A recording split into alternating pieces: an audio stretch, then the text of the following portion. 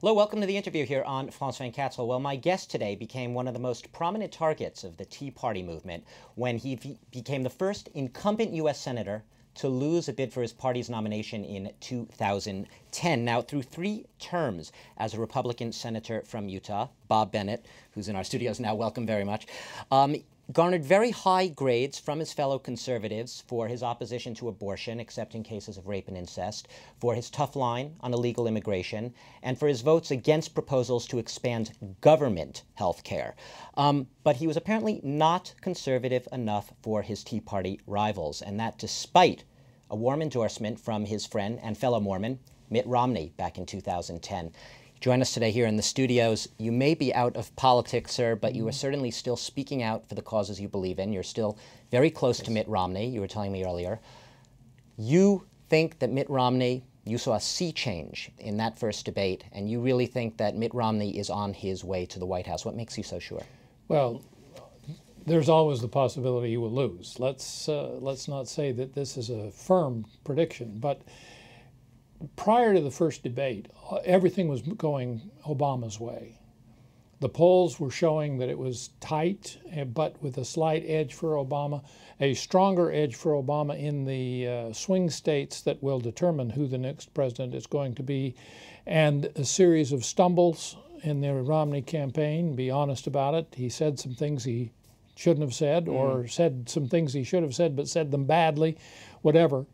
And the momentum was going in that direction, and there was a growing feeling everywhere, and particularly among politicians, there's no way Romney's going to pull this out. Then came the debate. The first debate. The first debate. And this is what happened. And you can analyze it after the fact, didn't quite realize it going in. The Obama campaign had spent 3 months, 4 months, and hundreds of millions of dollars defining Mitt Romney. He's too rich, he's too aloof, he's too strange. Out of touch. Out of touch. He doesn't understand anything about national politics. He botched it as governor of Massachusetts. He's just... and that was wrong, and you think he changed that perception in that first debate? Absolutely, because... You see, the people who watched that debate, understand your audiences are different. The people who watched his convention, the total television coverage for his convention was 28 million. The debate was 70 million. So now you've got people who are seeing him for the very first time. You had a national audience, but let me ask you this. A lot of people would say in the subsequent debates, the second and the final one, the third one, that Barack Obama bounced back. He regained that moment. You don't see it that way at all. Not at all. They say that he was strong, he was on top of it. In fact, here in Europe, they were saying Mitt Romney looked like he had not a clue on foreign policy in that last debate. But you see, they didn't understand what happened in the first debate because they were not, well, maybe they were. I understand that the Europeans would vote 70, 80% for Obama. They didn't understand how Romney had been positioned by the Obama attack that went on relentlessly for that period of time. While Romney was trying to secure the Republican nomination, Obama was spending his money, knowing that Romney would win the nomination, defining Romney. And the definition was wrong. So what happened is that undecided voters, unconcerned voters, up to that point, gee, we don't like this, but now maybe it's going to be, let's check in. But sir, let me ask you this, because the question, even at this very late stage in the game, less than 2 weeks to go to Election Day, a lot of people still have trouble getting a handle on Mitt Romney. You know the guy. He's a good friend of yours. Is he the Massachusetts moderate? Is he a conservative? Is he tacking to the Tea Party? The Tea Party is the reason you couldn't get reelected. Who is Mitt Romney? Well, before I answer that question, let's get back to what happened in the debate, because those are the wrong questions to ask about what happened in the debate. He comes into the debate with the perception that he is not presidential caliber. People are seeing him for the first time, hearing him for the first time. That's hard for a political junkie to understand. Yeah. But people who are not political junkies have never had any connection with him. They see him for the very first time. And they say, wait a minute, this guy looks like a president, sounds like a president, he's got facts at his fingertips, he's not a dummy, and okay, here's the dynamic. Barack Obama is under 50% in the polls. Anytime an incumbent is below 50% in the polls, put a number on it, say he's 47, which is where Barack Obama was, that means 53% have decided they want somebody else. Are still casting away to see who they're going to vote for. But that is national polls. Let's be clear here. That's on the national level. In the swing states, it's still a very tight race, and in a lot of them, Barack Obama is still ahead. No. Barack Obama is still below 50%. Being ahead is not like being ahead in a football game where you have put points on the board. You've got to get a majority.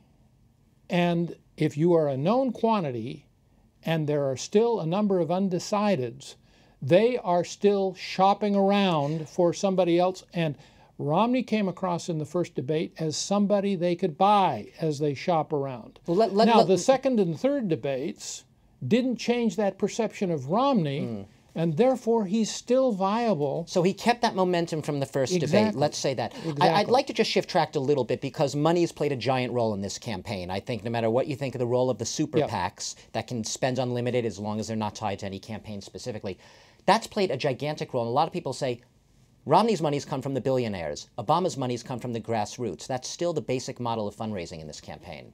Not so. How not so? Not so.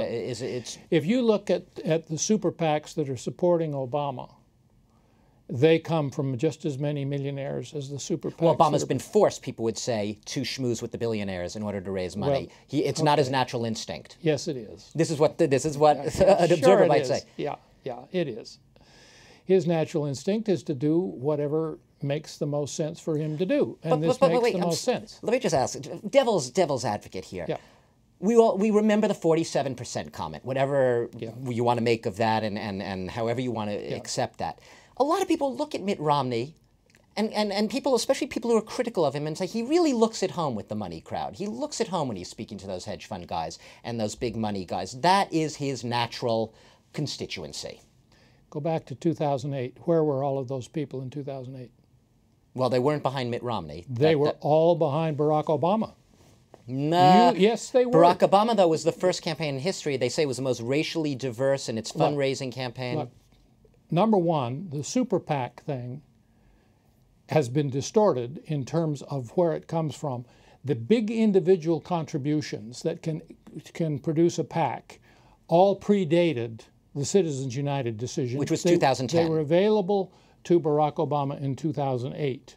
You go back and look at the fundraising on Wall Street at Goldman Sachs and Merrill Lynch and all of the rest of it, overwhelmingly for Obama.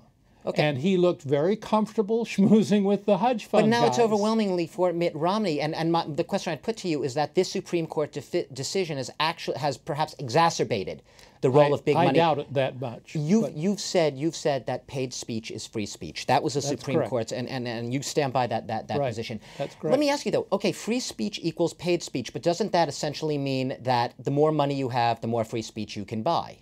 Sure. And you don't have a problem with that in any way?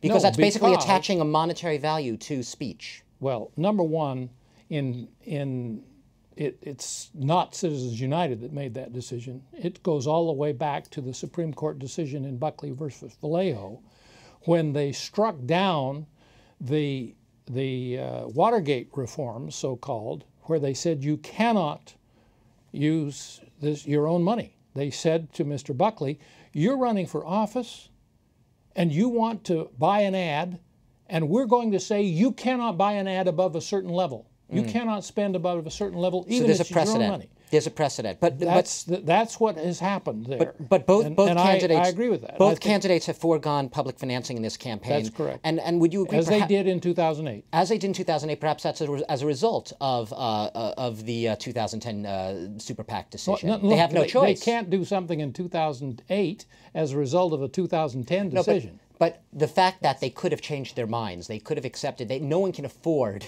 to not have an unlimited sort of cap on what they can spend these days in a campaign. It's too expensive. You need too much money to run it. Finally, I just want to ask you, Mitt Romney spent a couple of years in France. Yes. As a Mormon missionary many years back. He made some declarations even. He spoke some French when he was organizing the Salt Lake City Olympics. Yes, he did.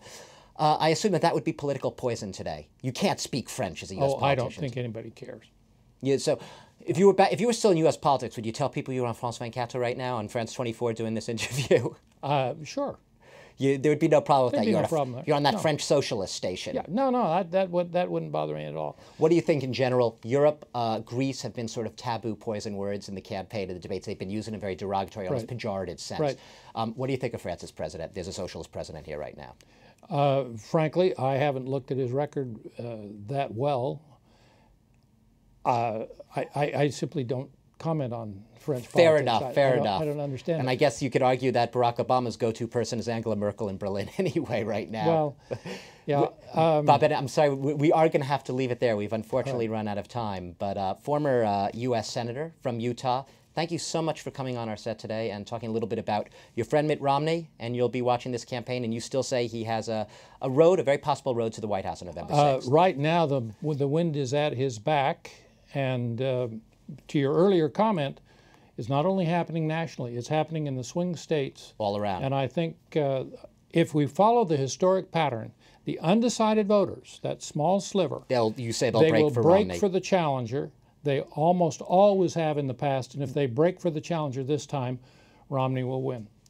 We'll have to invite you back and keep you to that prediction. Thanks so much for watching the interview here on France 24. I've been speaking to former U.S. Senator from Utah, Bob Bennett.